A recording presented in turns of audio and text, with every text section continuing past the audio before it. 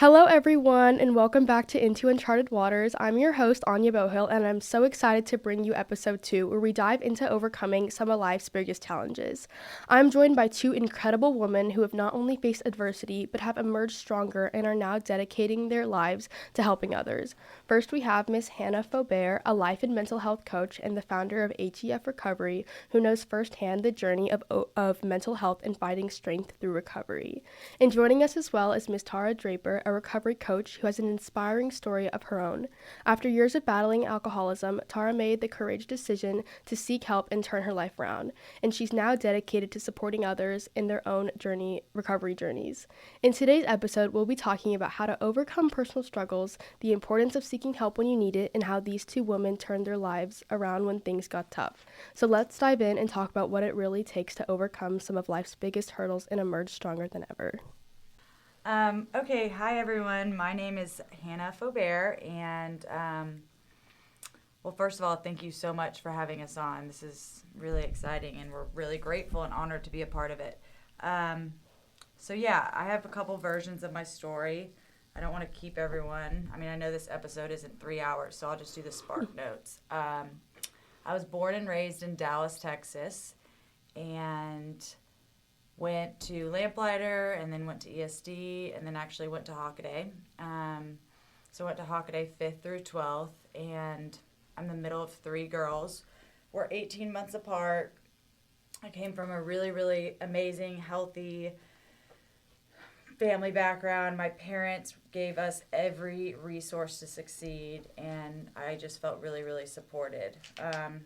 Looking back on my high school experience, a lot of things make sense. I was an athlete. I was a big soccer player, and I ended up getting recruited and playing in college. And again, looking back, I see how I used external things to fill internal voids. So I was a very insecure person. I don't think anyone really knew. I looked like I had it all, but there was always something missing on the inside. But I really relied, again, on those external people, places, and things. So if I did well, for example, if I did well in school, I thought I was smart. If I scored 4 goals, I thought I was a good soccer player. If a guy told me I was pretty, I thought I was pretty. So I did fine at Hockaday. I mean, it was really academically challenging. I played club soccer, played for the high school. I had a good group of friends. I would say I had a really good high school experience, and then I was recruited to play at Clemson in South Carolina, and I remember getting there, and it was just a culture shock. You know, you go from For sure. being all-girls school with 15 students to a class with 15 football players and all these athletes, and I was just like, where am I? This is awesome. So there were it was definitely an adjustment, and I was also, I was really excited about college. My parents were very, very strict, so we put our phones downstairs at night. I didn't really drink in high school. We just had rigorous structure. I went to school, Hockaday practice, sports practice, homework, bed. So it's important to keep in mind that really, really intense structure. So went to Clemson. Again, it was a huge adjustment. I was used to being a star soccer player, and I remember getting there, and I don't know why I thought I was going to be a star. I mean, it's ACC, and I was going to be one of the youngest people, but it was just, I wasn't playing well, and soccer was my identity, so I didn't know what to do. I impulsively quit soccer, and there's a lot more details I can share another time, but I impulsively quit soccer, and I feel like that's when my life really spiraled out of control. Playing sports in college, you have class checkers, you have that structure, you have study hall hours. If you're not in class, you have to run at practice. So I remember quitting soccer and being like, wait, you can drink on a Thursday night? You can miss class? You don't have to go to class? For sure. So I had so much structure, and then none. And so I went wild. It was really fun. I partied a lot. It was really fun. It was glamorous. At the beginning, I joined a sorority. I had lots of friends. I was dating a football player. I was just loving life. And then eventually I fell into a deep, deep depression.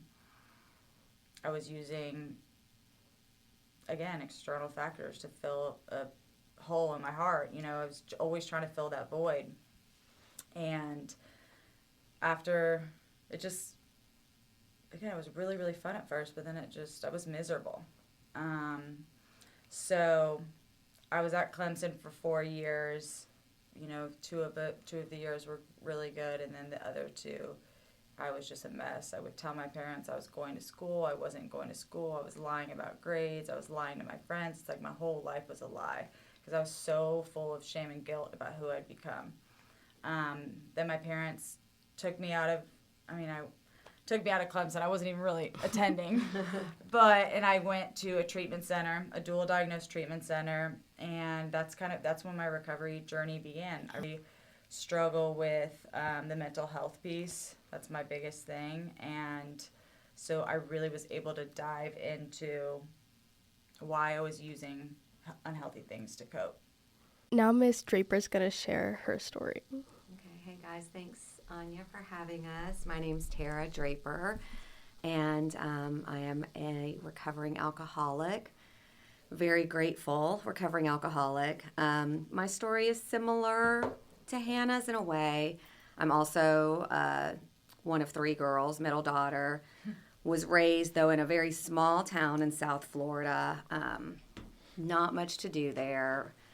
Everyone knew each other. Everyone was in everyone's business. Graduated with a class of about 52 kids.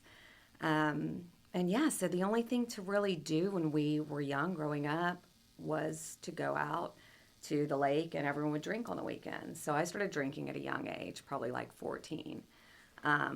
And I knew from the first time I drank that I drank differently than everyone else, that I was using it as an escape. It wasn't just to have fun or just to be rebellious like a lot of the other kids were doing. So fast forward, high school was fine. I was, very involved, captain of the cheerleading team, National Honor Society, like the, all around people-pleasing good student. But that was very important to me, what everyone thought of me. So went off to college, went to University of Florida, also a big school like Hanna went to. And it was, again, like a culture shock. I didn't play sports or anything in college, but I went up there and was completely overwhelmed, super intimidated by the big classes coming from this small town. And I just started to drink a lot more. I started trying to find people that drank the way that I did. And I started making different, we call them geographics in recovery, because I would move from one school to another, move from one town to another, hoping that things would change with that move.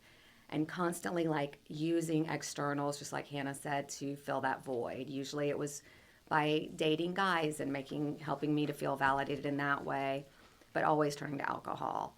And I kept thinking, this is something that I'm going to outgrow. I'm eventually going to, grow up, and it's going to go away when I have a family, when I have kids. So I moved out to Texas. When I graduated nursing school, I wound up finishing nursing school back in Gainesville, Florida, and moved out here. I had a sister and an aunt who lived out here. Got married, and first marriage didn't work out. Had a daughter with my first husband. Fast forward, met my husband now, who I'm with, when he was in residency at Baylor, and I was an ICU nurse. And we have 2 kids together, so I have 3 daughters total, just like I'm the one of 3. And with each pregnancy, I would get sober, and I would feel great. And I would say, gosh, I'm the best version of myself when I'm pregnant. I'm just happy when I'm pregnant. And my husband would, gently point out, well, you're not drinking when you're pregnant, And each time I would think okay, this must mean I'm not an alcoholic. I can get through these 9-month periods without drinking. And but after each pregnancy, I would drink more, almost to make up for lost time. So each time it got worse and worse, and I knew that I had no control over it. So that cycle went on for years. I knew that I was an alcoholic. I just wasn't ready for a long time. Like, my husband would ask me, like, I mean, I was a nurse, he was a physician, and he would say, like, you know that this is killing you. Like, what are you doing to yourself? But I had no control. He'd be like, just cut back. But there was no cutting back. Yeah. You know, it had become such a part of my life. So I'm sure we'll get into more of the story as you ask some of the questions down the road. But yeah, so that was my story. I found recovery, though, finally when, I guess it was a Sunday before we were going to church, and my husband came to me. I was getting ready to go volunteer at my daughter's Sunday school class because, again, outward appearances were everything. Totally. As long as everyone thought that I was good, then I was good. And my husband came to me that morning and said, you know, what am I going to tell our 3 daughters in 10 years when you're dead from this disease? Mm-hmm. Like, you're slowly killing yourself.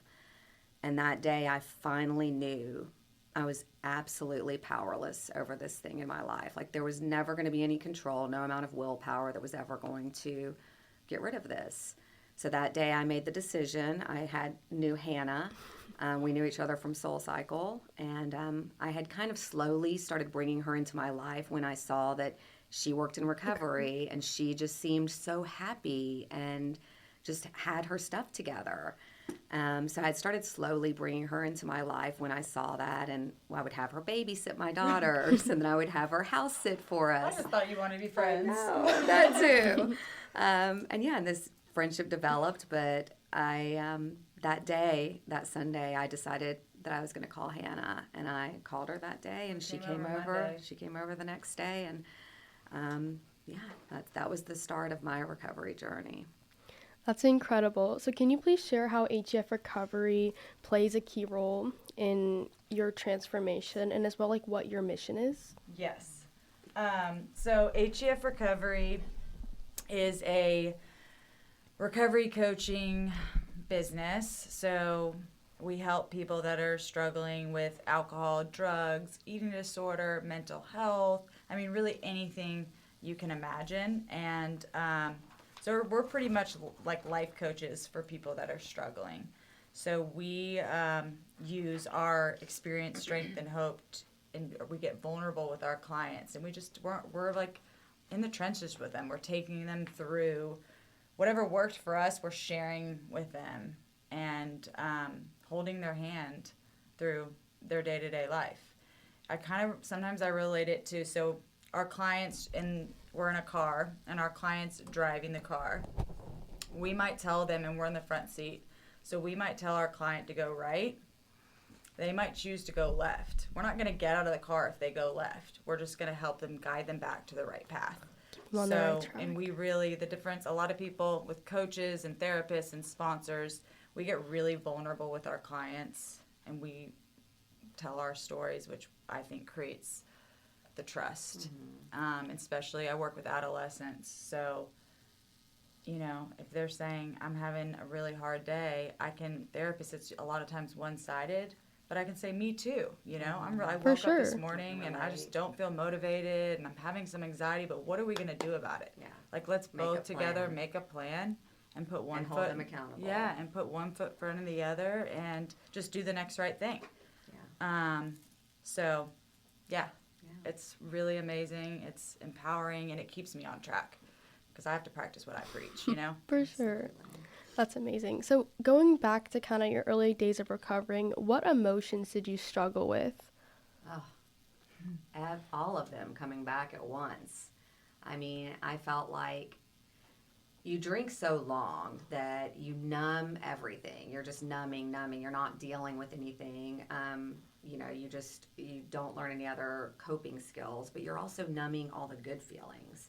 So then, for me at least, when I took the alcohol out of the picture, I started feeling everything with so much intensity. I would get sad and I would cry, and then I would have like these bouts of joy and just so much laughter. Like, I remember laughing with my kids and just belly laughing, and I had not done that in so many years, just laughing until I'd cry. I mean, just the emotions were all over the place, but it felt so good to feel again because it almost felt like I was dead inside before coming into recovery. No, so I agree. Great. I feel like for me, my life was such a lie. When I went to treatment the first time, I just felt a sense of relief. Like, I even remember my skin clearing up quickly. Like, I was just holding on for so long, and I just felt like, okay, I need help. I'm going to get help, and I'm exactly where I need to be. But the beginning was really, really hard for me. I didn't know who I was. I think that was a big thing. I was doing a lot of soul searching.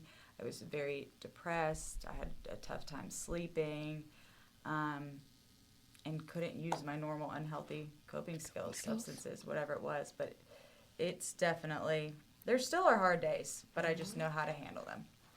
Do you think it got easier kind of along the way? Oh, absolutely. Yes, I mean, it's like breaking any habit with the stopping with any kind of like recovery. You have to, I think it's at least 30 days before you start to feel like, okay, I'm not doing this anymore. I'm not just going to this crutch. For me, it was having a glass of wine every night.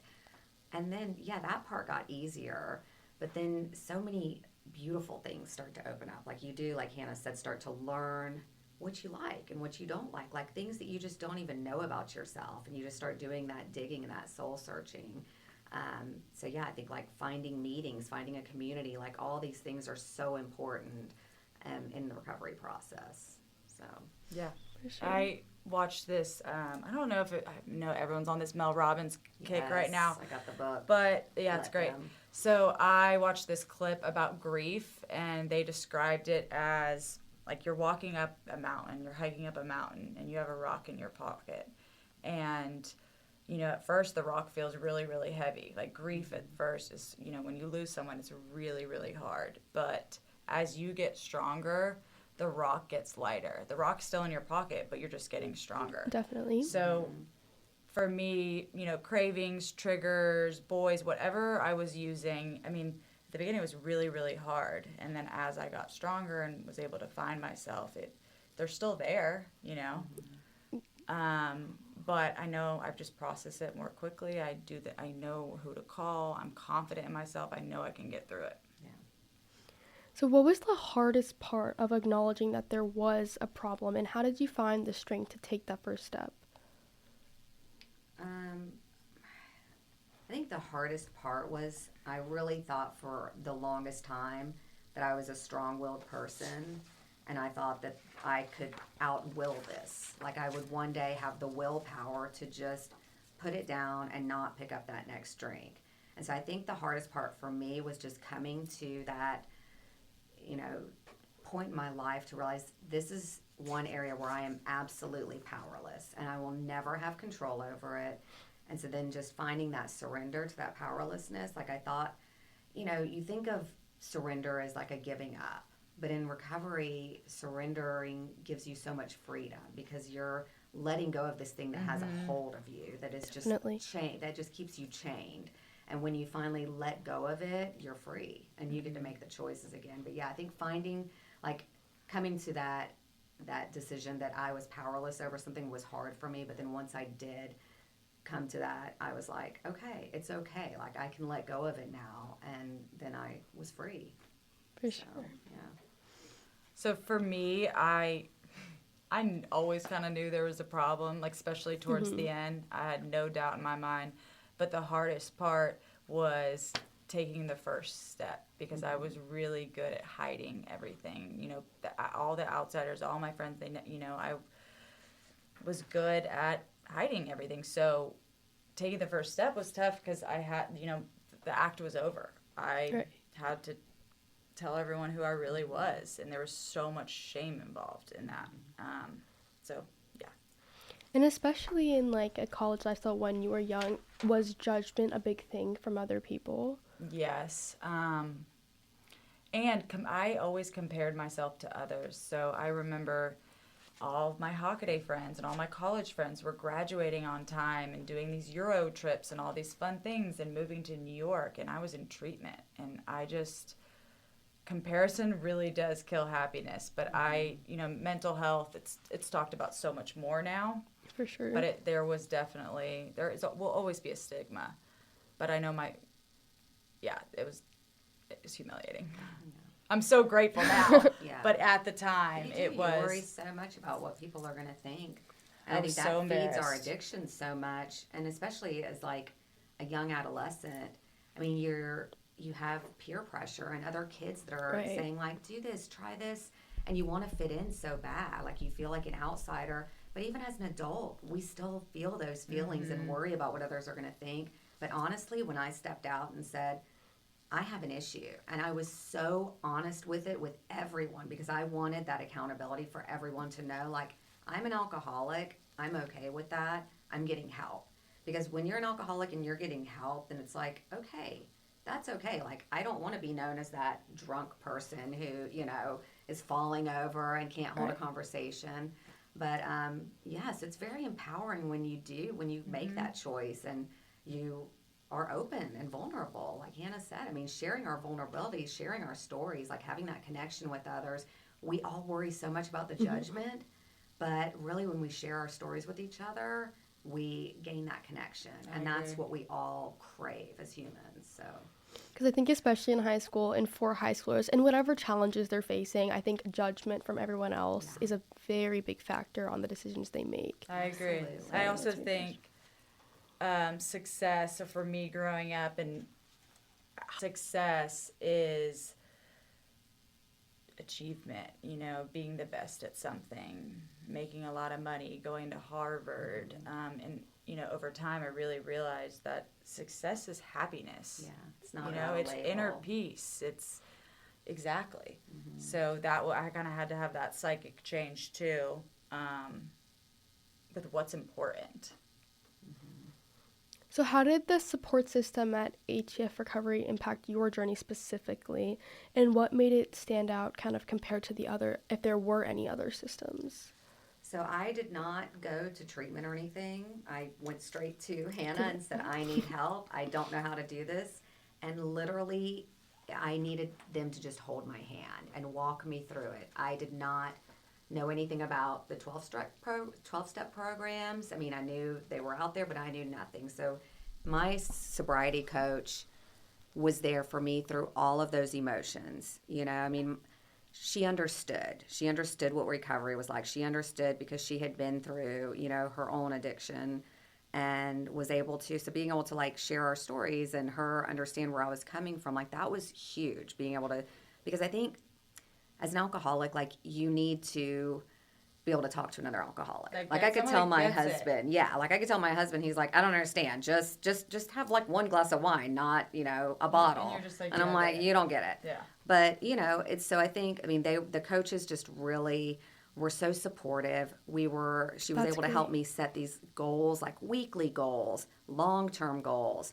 And we don't, because now I work as a recovery coach, but we don't just focus on the addiction or the mental health. It's not just like, here's your label and that's what we're working on. We're working on the whole thing. Everything. Like your social, with your friends, with your family members. We talk about nutrition and fitness and how key that is to your overall well-being.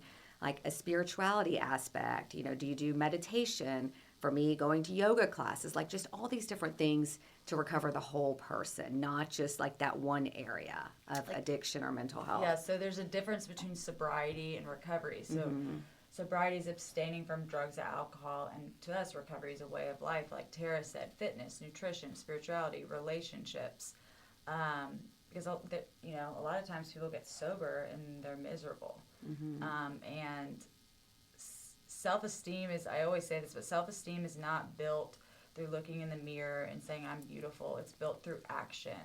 And with these weekly small attainable goals, you hit them and you're building esteem.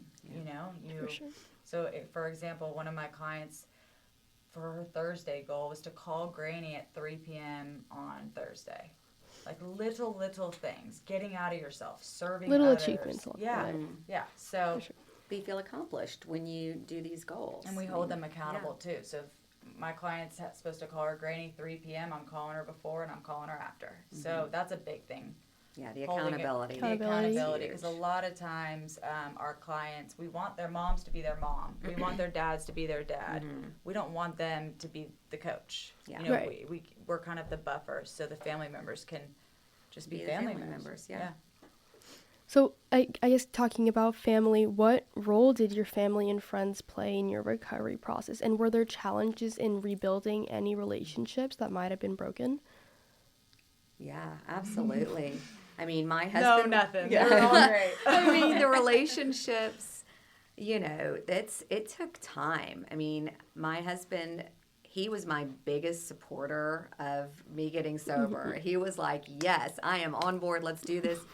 But, he was so used to me manipulating and lying about my drinking that it took time. I mean, it took a lot of work, and I would be like, why don't you understand? I've changed, but it takes time, Sure. and therapy and just lots of, communication. But my friendships also changed because I started really making sure that the people I brought into my life were genuine, authentic, and cared about my recovery.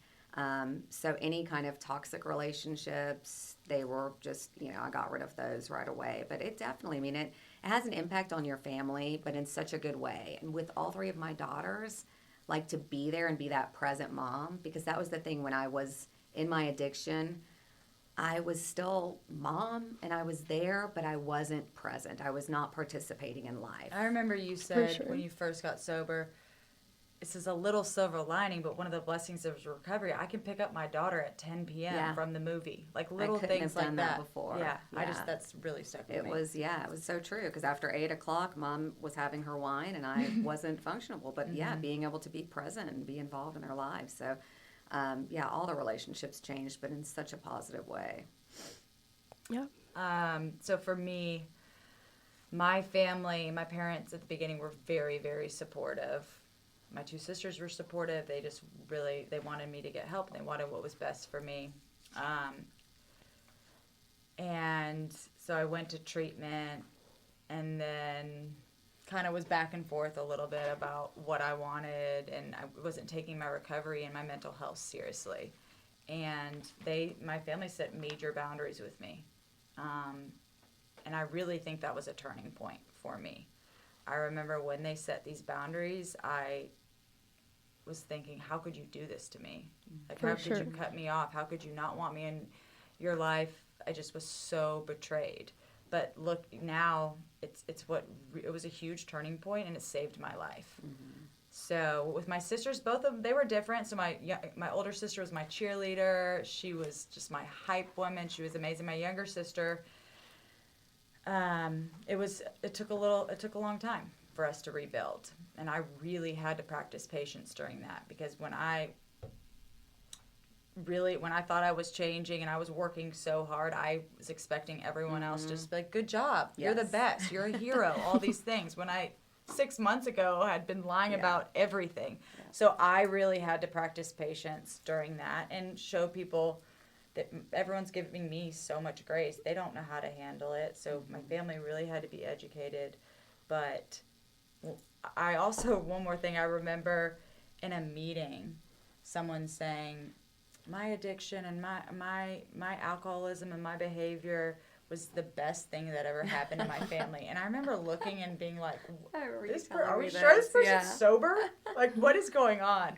But now I can confidently say the adversity I went through was the best thing that ever happened to my family, because we've all learned how to communicate, how to be there for each other. It's just changed us. It's been humbling. It's been amazing. Well, that's amazing. So maybe what advice would you give to someone who doesn't have that family or friend, like they don't have that support system that you might need in the depths of that recovery journey?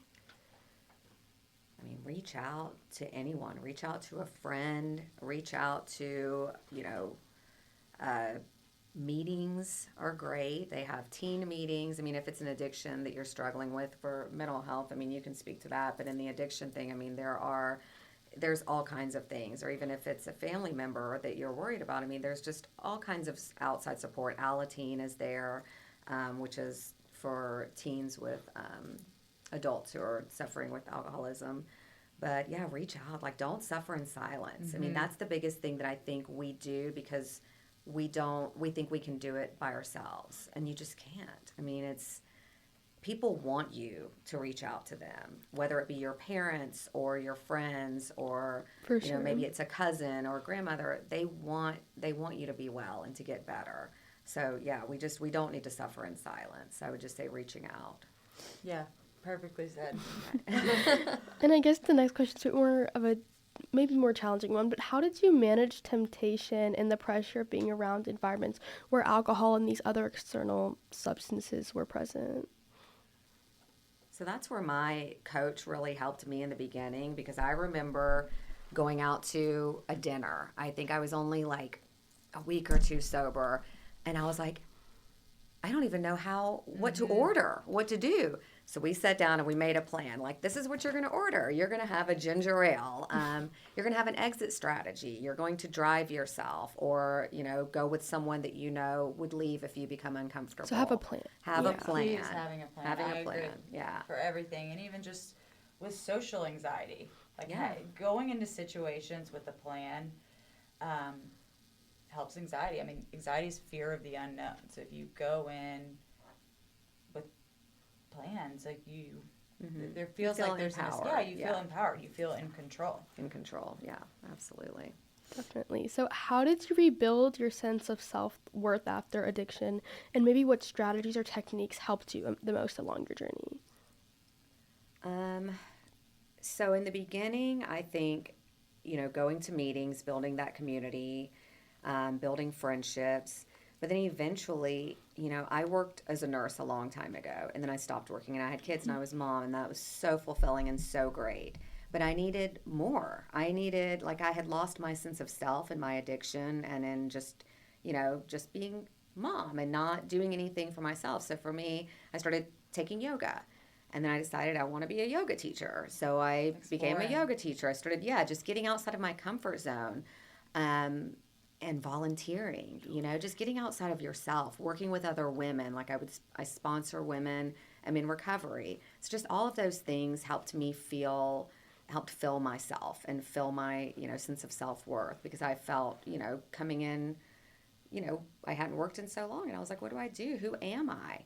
So, but then, building that self-esteem through work and volunteering and those kind of things was really important for me. And now working as a recovery Definitely. coach. It's amazing. It's come So full awesome. circle.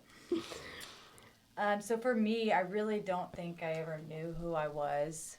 So this was terrifying.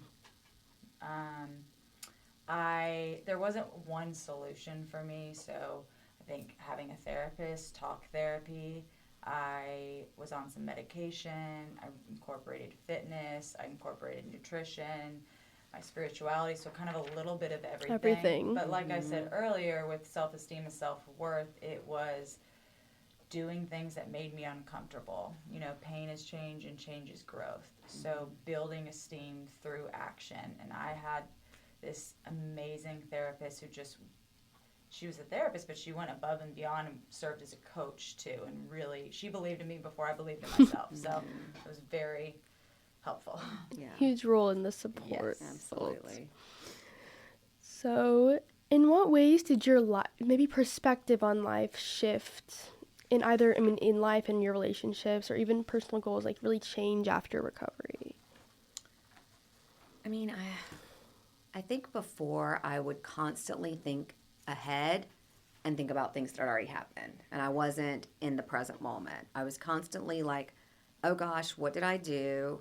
How, you know, I'm so embarrassed or ashamed, and can we just forget about that? Or I was worried about the future of what am I going to do when this happens? And so my shift, I couldn't be present. Like, it was never just in today. And you learn in recovery to just take things one day at a time, to not get ahead of yourself, that there's no amount of guilt or shame or worrying that's going to change anything that's already happened, and no amount of worrying that's going to prevent, you know, what's going to happen in the future. So just be present in each day. And so for me, that was the biggest shift. And it's just been so amazing when you actually allow yourself to be present, because then you just take it in and you're like, I'm not worried about what comes tomorrow, but I'm happy today. And tomorrow might be a bad day, but it might be great. But today's good, and I'm going to make the best of it. Focus on the little Yeah, things, exactly. really. Yeah. So for me, Gratitude. So my parents, I touched on this earlier, but they cut me off, and I went to a state-funded center, so it was essentially a homeless shelter, and I remember walking in there with my Gucci bag and just thinking, I'm not like any of these people. Like, I thought my shit didn't stink.